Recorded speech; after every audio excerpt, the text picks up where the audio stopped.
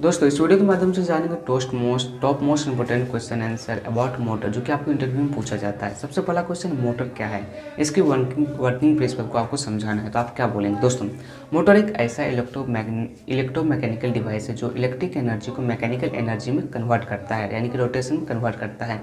इसका basic principle होता है electromagnetic induction. Okay, next question है, जब स्टार्टर वाइंडिंग में एसी सप्लाई दी जाती है तो एक रोटर मैग्नेटिक फील्ड बनाता है। यह आरएमएफ रोटर को कट करता है और रोटर में ईएमएफ और करंट इंट्रोड्यूस होता है। इसे रोटर स्टेटर के फील्ड को फॉलो करते हुए घूमने लगता है।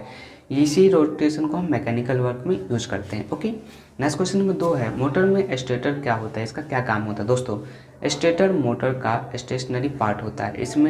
इसमें लेमिनेटेड स्टील कोर का कॉपर वाइंडिंग होती है। ओके, इसका क्या काम होता है आइए से समझें। दोस्तों मैग्नेटिक फील्ड, इसका काम होता है मैग्नेटिक फील्ड प्रोड्यूस करना, रोटर को रोटेट करने के लिए इलेक्ट्रोमैग्नेटिक फोर्स को जनरेट करना। इसके बाद मोटर को एक्सटर्नल सपोर्ट देना होता है। ओके, नेक्स्ट क्वेश्चन नंबर 3 है, रोटर क्या है, रोटर की टाइप समझाइए। दोस्तों रोटर मोटर का रोटेटिंग पार्ट्स होता है। यह मैग्नेटिक फील्ड की वजह से क्या होता है तो घूमने लगता है।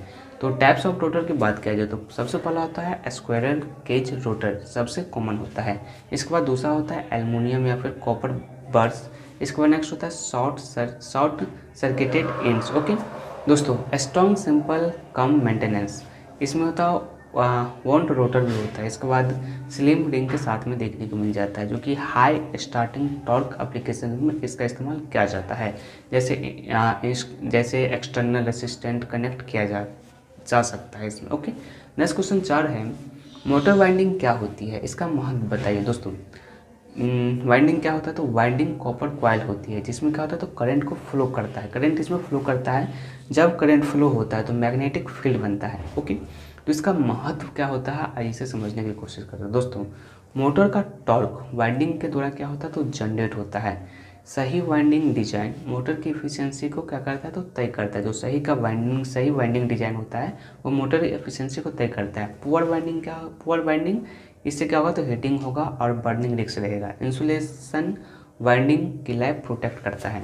नेक्स्ट क्वेश्चन 5 है, सिंगल फेज और 3 फेज मोटर में क्या अंतर है, वो सबसे कॉमन सवाल हो सकता है आपसे। दोस्तों single phase motor, 3 phase motor, single phase motor आपको 230 वोल्ट पे चलता है, 3 फेज 415 वोल्ट पे, सप्लाई कम होता है, पावर एप्लीकेशन है होता है। ओके, इसमें आप दोनों में डिफरेंस देख सकते हैं किसमें कहाँ यूज होता है। ओके, नेक्स्ट क्वेश्चन नंबर 6 है, मोटर में उपयोग होने वाले बेरिंग्स क्या है, इसका काम समझाइए। दोस्तों बेरिंग क्या होता है तो बेरिंग वह पार्ट होता है जो शाफ्ट को स्मूथ रोटेट करवाते हैं।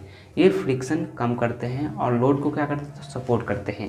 तो इसका क्या क्या काम होता है आइए से जानने की कोशिश करते हैं। पहला होता है शाफ्ट के रोटेशन को स्मूथ बनाना, इसका काम होता है किसका तो बेरिंग का। इसके बाद नॉइज और वाइब्रेशन को कम करना, मोटर को ओवर हीटिंग से बचाना। इसका जो कॉमन टाइप्स होता है वो होता है बॉल बेरिंग होता है, रोलर बेरिंग होता है, स्लीव बेरिंग आपको देखने को मिल जाता है। ओके, नेक्स्ट क्वेश्चन नंबर 7 है, मोटर में कूलिंग सिस्टम क्यों जरूरी है। दोस्तों मोटर रनिंग के दौरान हीट जनरेट करती है। इससे क्या होता है अगर हीट बाहर नहीं निकलेगी तो इंसुलेशन क्या हो सकता है तो जल सकता है। ओके, इससे क्या होता है तो इससे ओवरलोड भी हो सकता है। इससे क्या होता है तो ऑटोमेटिकली जो एफिशिएंसी होती है वो कम हो जाती है, मोटर बर्न होने का जो चांसेस होता है वो बढ़ जाएगा। ओके दोस्तों, cooling system, fan, ventilation, TEFC enclosures motor को सेफ टेम्परेचर पर रखता है। ओके, नेक्स्ट क्वेश्चन 8 है, मोटर का नेम प्लेट क्या होता है, इसमें क्या क्या लिखा होता है, ये आपसे बहुत सारी जगह इंटरव्यू में पूछ सकता है। दोस्तों नेम प्लेट मोटर की आइडेंटिटी कार्ड होती है। इसमें मोटर की सभी इलेक्ट्रिकल और मैकेनिकल रेटिंग लिखी होती है। नेम प्लेट पर मिलने वाली क्या कुछ जानकारी आपको देखने को मिलती है आइए से समझने की कोशिश करते हैं। तो इसमें आपको क्या क्या देखने को मिलती है, इसमें आपको वोल्टेज देखने को मिल जाती है, करंट देखने को मिलती है, इसमें आपको किलोवाट और HP देखने को मिल जाती है, या कितने फ्रीक्वेंसी पे चल सकते हैं वो भी आपको देखने को मिलेगी। इसके बाद जो RPM होता है यानी कि मोटर की जो स्पीड होती है वो भी देखने को मिलती है, रोटेशन पर मिनट। इसके बाद इसमें आपको एफिशिएंसी होती है, इसके अलावा इसमें पावर फैक्टर होता है। इसके अलावा इसमें आपको इंसुलेशन का जो क्लास होता है वो भी आपको मेंशन होता है।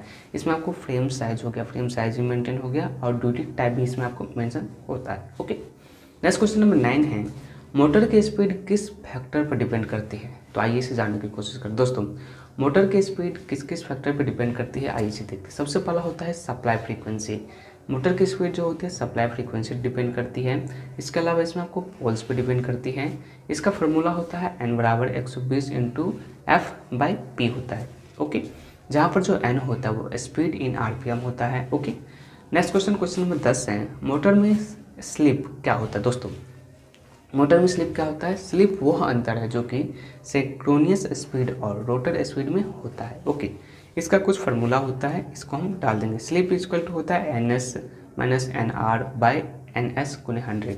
स्लिप इसीलिए होता है ताकि रोटर में रिलेटिव मोशन रहे और टॉर्क जनरेट हो सके। ओके, नेक्स्ट क्वेश्चन नंबर 11 है, ब्रूसेज क्या होते हैं? डीसी मोटर में इसका क्या रोल होता है दोस्तों? ब्रूसेज जो होता है वो कार्बन ब्लॉक्स होती है जो कि आपको कम्युनिकेटर को करंट सप्लाई करते हैं। ओके, नेक्स्ट क्वेश्चन नंबर, इसका रोल क्या होता है आइए जानते हैं दोस्तों। इसका रोल होता है करंट को रोटर तक पहुंचाना, इसके बाद कम्युनिकेशन स्मूथ करना, इसके बाद डायरेक्शन कंट्रोल में मदद करना। ओके, नेक्स्ट क्वेश्चन है, कम्यूटेटर क्या होता है दोस्तों?